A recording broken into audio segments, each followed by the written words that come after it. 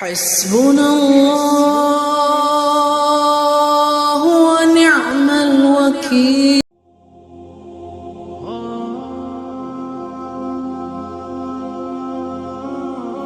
நீங்கள் கடனினால் பீடிக்கப்பட்டு எவ்வாறு வெளிவருவது தெரியாமல் தடமாறுகிறீர்களா? அப்படியானால் இந்த பதிவு உங்களுக்கு தான். அதாவது, ஒரு நாள் தினம் ஸல்லல்லாஹு அலைஹி வஸல்லம் அவர்கள் ஜும்மாவுடைய தொழுகையை நிறைவு செய்ததன் பின்னால் பார்க்கிறார்கள், முஆத் இப்னு ஜபல் ரலியல்லாஹு அன்ஹு அவர்கள் சமூகம் அளித்திருக்கவில்லை ஜும்மாவுடைய தொழுகைக்காக.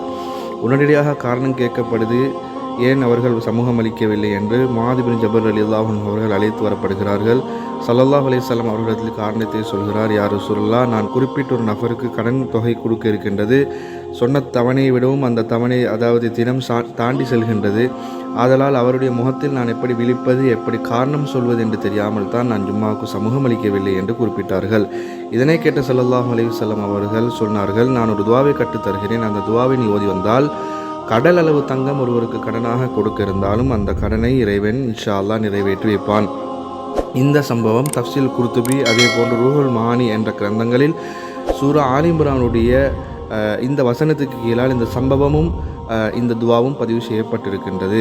அந்த துவா என்னவென்றால், குலில்லாஹும்ம மாலிக்கல் முல்கி துத்தில் முல்க மன் தஷா வதன்சிஉல் முல்க மிம்மன் தஷா வதுஇஸ்ஸு மன் தஷா வதுதில்லு மன் தஷா பியதிகல் கைர் இன்னக அலா குல்லி ஷைஇன் கதீர் துலிஜுல் லைல ஃபின் நஹார் வதுலிஜுன் நஹார ஃபில் லைலி வதுக்ரிஜுல் ஹய்ய மினல் மய்யித் வதுக்ரிஜுல் மய்யித்த மினல் ஹய் வதர்ஸுகு மன் தஷா பிகைரி ஹிசாப். அதுக்கு பின்னால் இந்த துவாவை ஓத வேண்டும். ரஹ்மான் துன்யா வல் ஆஹிரா வரஹீமிஹிமா துத்தா மின்ஹுமா மன் தஷா வதம்னா மின்ஹுமா மன் தஷா இக்தி அந்தைனி. இந்த துவாவை ஓதினால் இன்ஷா அல்லாஹ் இறைவன் கடலளவு தங்கம் ஒருவர் கடனாக கொடுக்கிருந்தாலும் அதை நிறைவு செய்து தருவான். இந்த வீடியோ உங்களுக்கு பிடித்திருந்தால் உங்களுடைய நண்பர்களும் பயனடை விரும்பினால் அவர்களுக்கும் ஷேர் செய்யுங்கள். ஜஸாக்குமுல்லாஹு ஹைரன். இது போன்ற நல்ல விடயங்களை பார்வையிடுவதற்கு எங்களுடைய சேனலை சப்ஸ்கிரைப் செய்யுங்கள்.